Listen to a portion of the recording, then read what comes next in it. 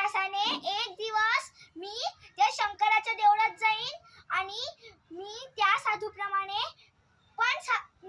त्या साधूप्रमाणे साधू होईन असे म्हणत 2 वर्षानंतर ती स्त्री शंकराच्या दर्शनार्थ मंदिरात गेली. तेव्हा तिने नवऱ्याची तक्रार साधूंपुढे सांगितली.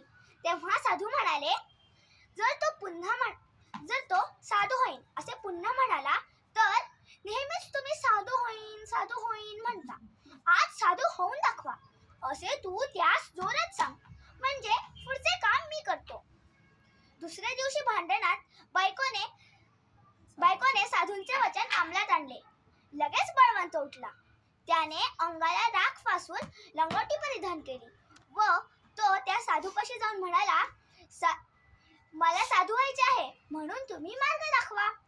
साधू म्हणाले, काही दिवस माझ्या सहवासात राहा, म्हणजे तुझी इच्छा सफल होईल.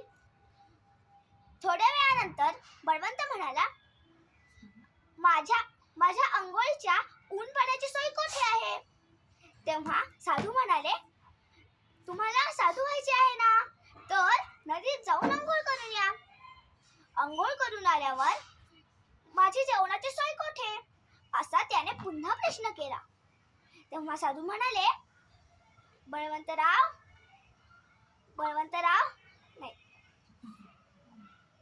कडुलिंबाचा थोडा पाला आणा आणि तो कुटून त्याचे 2 लाडू करून माझ्या समोर आणून ठेवा. तसे बळवंताने केले.